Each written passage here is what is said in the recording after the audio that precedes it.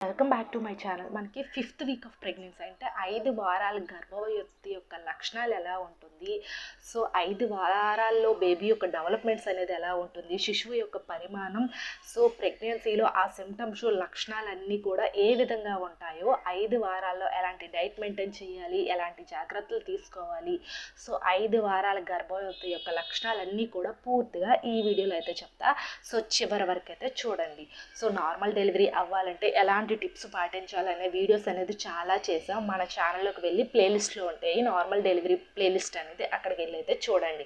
So ఇప్పుడైతే మనం 5th week off pregnancy గురించి అయితే తెలుసుకుందాం. అయితే ఈ 5వ వారంలో మనకి బేబీ అనేది 0.1 గ్రామ్ అనేది ఉంటుంది. అలాగే 0.34 సెంటీమీటర్స్ అయితే ఉంటుంది. అయితే బేబీ యొక్క పరిమాణం వచ్చేసరికి ఎంత ఉంటుంది అంటే, ఆరెంజ్ సీడ్ అంటారు కదా! అంటే నారింజ పండ్లుంటాయి కదా! అందులో చిన్న విత్తనం అంటే చిన్న గింజలుంటాయి గదా! ఆ సైజులో బేబీ అనేది ఈ సమయంలో ఉంటుంది. ఈ 5th వీక్ ఆఫ్ ప్రెగ్నెన్సీలో. సో, అది అయితే ఈ 5వ వారంలో బేబీ అనేది అంత సైజులో ఉండి, ఈ సమయంలో మొదటి అల్ట్రాసౌండ్ స్కానింగ్ అనేది చేసుకోవాలి. అంటే ఎర్లీ ప్రెగ్నెన్సీ స్కానింగ్ అంటారు కదా! సో, ఈ 5వ వారంలోనే బేబీ గుండె చప్పుడు కొంతమందికి ప్రారంభమవుతుంది. సో, ఇంకొంతమందికి లేట్‌గా అవ్వచ్చు. దానికి గల కారణం ఏంటంటే, నార్మల్‌గా హెల్తీ ప్రెగ్నెన్సీ అయిన వాళ్ళకి 5th వీక్ ఎండింగ్‌లోనే బేబీ హార్ట్ రేట్ అనేది స్టార్ట్ అవుతుంది. సో, మీరు ఫస్ట్ ఎర్లీ ప్రెగ్నెన్సీ స్కానింగ్ అనేది ఈ సమయంలో చేసుకుంటే మంచిది. సో, అది.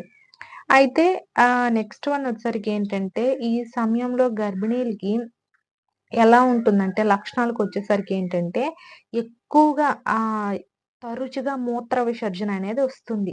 ఎందుకంటే గర్భాశయం అనేది పెరుగుతున్న ఆ పరిమాణంతో పాటు శరీరంలో హార్మోన్‌ల మార్పు వల్ల మనకి ఎక్కువగా మాటి మాటికి మూత్ర విసర్జన వెళ్ళే ఛాన్సెస్ అనేది ఎక్కువగా ఉంటుంది.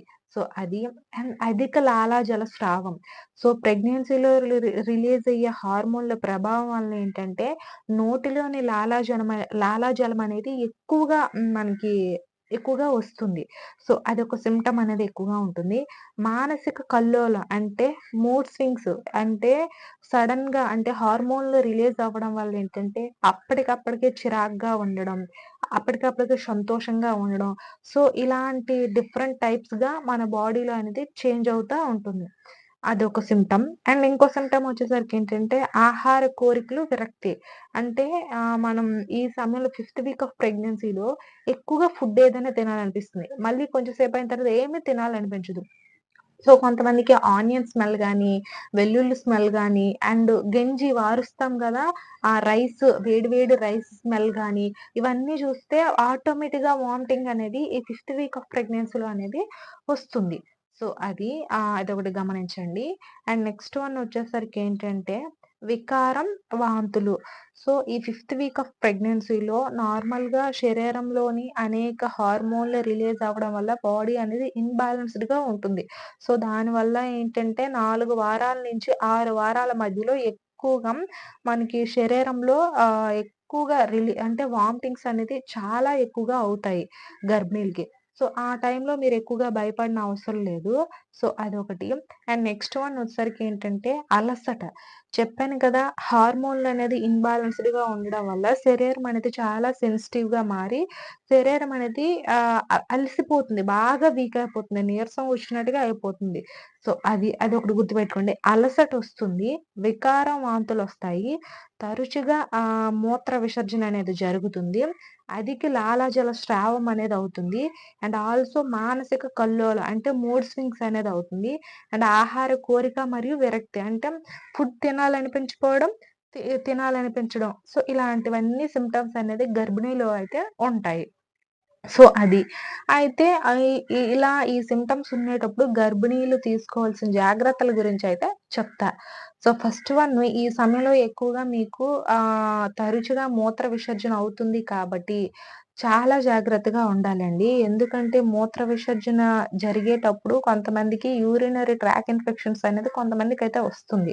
సో, అలాంటప్పుడు చాలా ప్రాబ్లమ్ అయితుంది డ్యూరింగ్ ప్రెగ్నెన్సీ మొత్తం. కాబట్టి మీరు మూత్ర విసర్జన జరిగేటప్పుడు చాలా అంటే మనం వాష్‌రూమ్‌కి వెళ్ళేటప్పుడు చాలా క్లీన్‌గా ఉంచుకోవడం అండ్ వాటర్‌తో బాగా క్లీన్ చేసుకోవడం ఇలాంటివన్నీ చెయ్యాలి. అండ్ మనకి ఆ ప్రైవేట్ పార్ట్‌లో ఎప్పుడు ఎక్కువగా డీహైడ్రేట్‌గా ఉంటేనే, పొడిగా ఉంటేనే మనకి ఎలాంటి ఇన్ఫెక్షన్స్ అనేది రాదు. కాబట్టి అవంతా చూసుకోవడం. అంటే మన కేర్ అనేది మనం ఈ మూత్ర విసర్జన జరిగేటప్పుడు మాత్రం చాలా కేరింగ్‌గా ఉండాలి.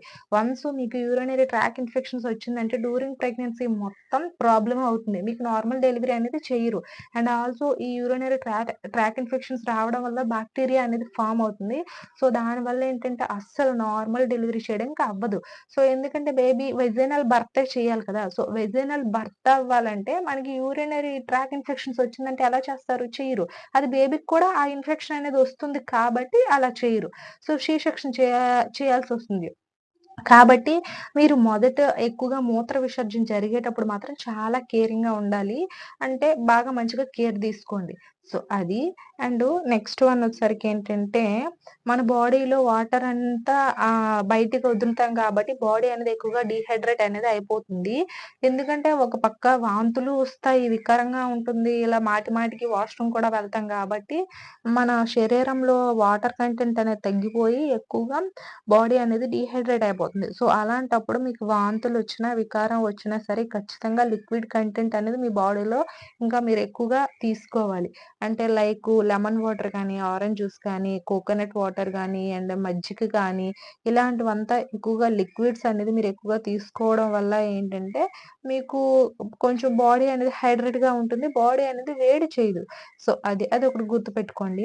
అండ్ ఆల్సో మీరు ఎక్కువగా లాలాజలం అనేది నోట్లో ఎక్కువగా ఊరుతుంది కాబట్టి చూయింగ్ గమ్ జస్ట్ ఎక్కువగా తీసుకోకుండా ఒక చూయింగ్ గమ్ అనేది నమిలితే బెటరు. సో, అది. అండ్ నెక్స్ట్ మంచి డైట్ అనేది తినాలి. మంచిగా ఆహార పదార్థాలనేది తీసుకోవాలి. ఈ సమయంలో ఎలా అంటే మంచిగా విశ్రాంతి కూడా తీసుకోవాలి. ఎందుకంటే ఇది ఎర్లీ ప్రెగ్నెన్సీ టైం కాబట్టి ఎక్కువగా వాంతులవుతాయి, వికారంగా ఉంటుంది.